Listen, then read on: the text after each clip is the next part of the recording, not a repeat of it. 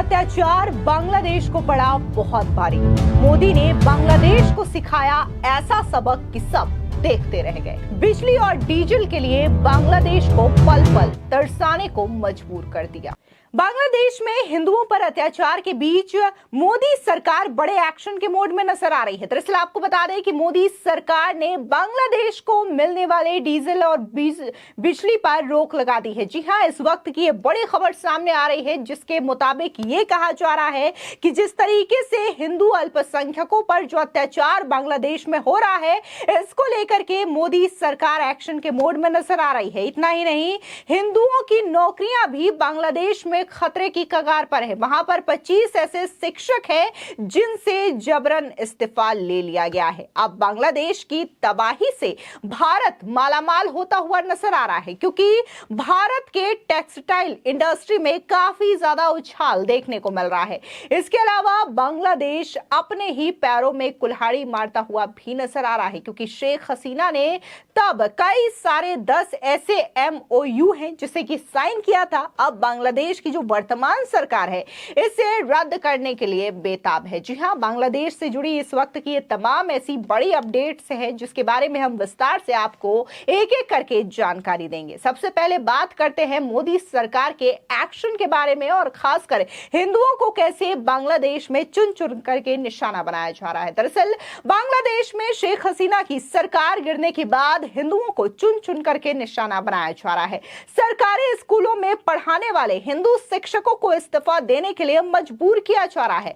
बताया जा रहा है कि अब तक कम से कम 50 ऐसे हिंदू शिक्षकों को नौकरी छोड़ने के लिए मजबूर किया जा चुका है।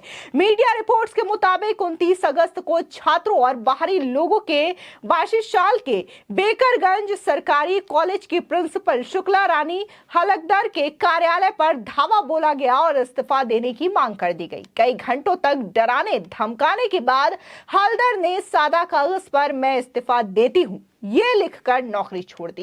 इससे पहले 18 अगस्त को आजमपुर गवर्नमेंट गर्ल्स स्कूल और कॉलेज की करीब 50 छात्राओं ने प्रिंसिपल गीतांजलि बरुआ को घेर लिया। उनसे सहायक प्रधानाध्यापक गौतम चंद्र पॉल और शारीरिक शिक्षा की शहनाजा अख्तर से इस्तीफा मांगा। बरुआ ने कहा कि उनके कार्यालय पर हमला कर उन्हें अपमानित किया गया। इसी तरह काजी नजरुल विश्वविद्यालय में लोक प्रशासन और शासन अध्ययन विभाग में एसोसिएट प्रोफेसर संजय कुमार मुखर्जी के इस्तीफा देने की बात सामने आई है। कहा जा रहा है कि उन्हें भी ठीक इसी तरीके से मजबूर किया गया। मुखर्जी ने कहा कि वो बहुत कमजोर हो गए हैं, इसलिए उन्हें इस्तीफा दे देना चाहिए।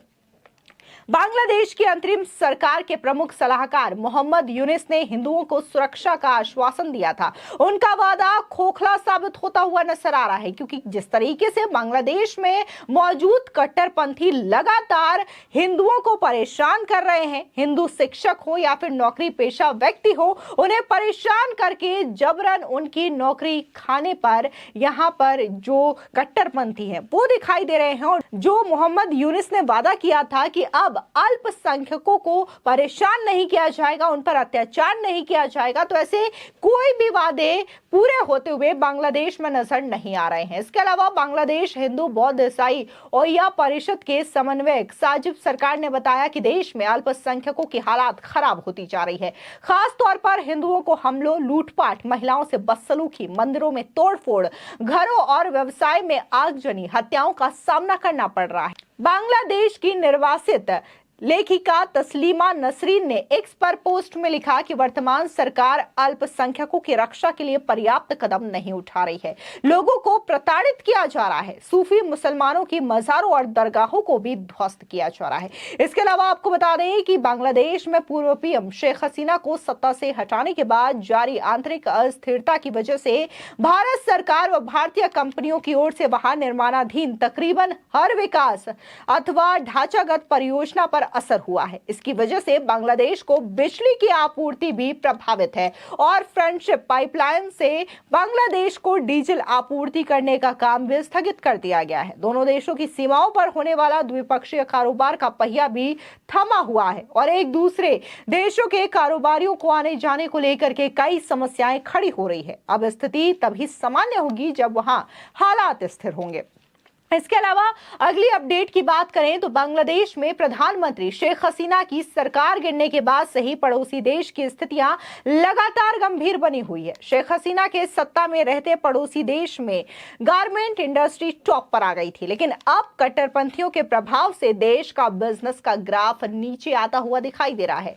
बांग्लादेश में ऐसी हालात को देख करके ग्लोबल बिजनेस प्लेयर्स ने भी अब बांग्लादेश से दूरी बनानी शुरू कर दी है। राजनीतिक संकट से कपड़ा उद्योग को भारी झटका लगा है और यही कारण है कि कपड़ा उद्योग में भारत के लिए अवसर बनते हुए नजर आ रहे हैं, जिसकी वजह से कहा जा रहा है कि भले ही बांग्लादेश में इस वक्त तबाही का आलम है, लेकिन अब भारत की जो टेक्सटाइल इंडस्ट्री है उसमें काफी ज्यादा इजाफा हो सकता है। इंडियन गारमेंट इंडस्ट्रीज के विदेश से लगातार डील्स भी आ रही है। भारत में टेक्सटाइल सेक्टर की सबसे बड़ी कंपनी रेमंड के अध्यक्ष और एमडी गौतम हरी सिंघानिया ने बताया कि देश विदेश की बड़ी बड़ी कंपनियों की ओर से लगातार ऑफर्स आ रहे हैं। बांग्लादेश की टेक्सटाइल इंडस्ट्री में काफी हद तक सफलता हासिल कर ली थी। दुनिया भर में उसके काम का बहुत नाम हुआ, लेकिन राजनीतिक संकट में इन सारी उपलब्धियों को एक झटके में मिट्टी में मिला दिया। गौतम हरी सिंघानिया ने बताया कि बांग्लादेश में बनी स्थिति के बाद दुनिया की बड़ी बड़ी कंपनियां उनके पास ऑफर लेकर के आ रही है, जिसका लाभ वो जरूर उठाएंगे। दुनिया भर में तीसरी सबसे बड़ी सूट बनाने वाली कंपनी बनने के लिए रेमंड ने बड़े पैमाने पर इन्वेस्टमेंट किए हैं। बड़े पैमाने पर बिजनेस आएंगे और इसको लेकर के उन्हें सकारात्मक संकेत भी मिलते हुए नजर आ रहे हैं। इसके अलावा बांग्लादेश की जो राजनीतिक हालात हैं उसके बारे में अगर बात करें तो कहीं ना कहीं बांग्लादेश की सरकार जो है वो अपने ही पैरों में कुल्हाड़ी मारती हुई नजर आ रही है।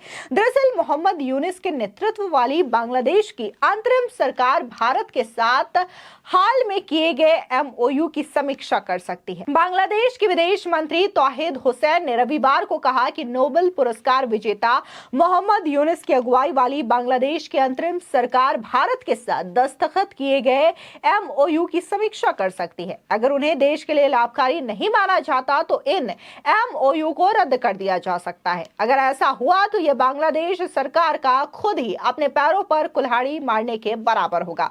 बहरहाल केंद्र सरकार के सूत्रों के मुताबिक इन सहमति पत्रों की समीक्षा के बारे में कोई आधिकारिक सूचना नहीं मिली है। पीएम नरेंद्र मोदी और बांग्लादेश की तत्कालीन पीएम शेख हसीना के बीच 22 जून 2024 को 10 समझौतों पर हस्ताक्षर किए गए थे और इससे न सिर्फ बांग्लादेश की तरक्की होती बल्कि भारत को भी इससे काफी ज्यादा फायदा था, क्योंकि अगर हम बॉर्डर्स की बात करें तो बांग्लादेश और भारत का बॉर्डर काफी ज्यादा सटा हुआ है और रिश्ते शेख हसीना के साथ ज्यादा अच्छे थे, जिसकी वजह से भारत और बांग्लादेश की सीमा में किसी भी तरीके का कोई टेंशन नहीं था। लेकिन इस वक्त की जो बांग्लादेश की स्थिति है वो काफी ज्यादा खतरनाक स्थिति है और इसको लेकर के अगर हम बात भारत के बॉर्डर की करें तो इस पर भी साफ असर पड़ता हुआ दिखाई दे रहा है, जिसकी वजह से सेना और बीएसएफ जो है वो अलर्ट मोड पर है ताकि किसी भी तरीके की घुसपैठ बांग्लादेश से भारत में ना हो सके। इसके अलावा कई सारी सुरक्षा एजेंसियां भी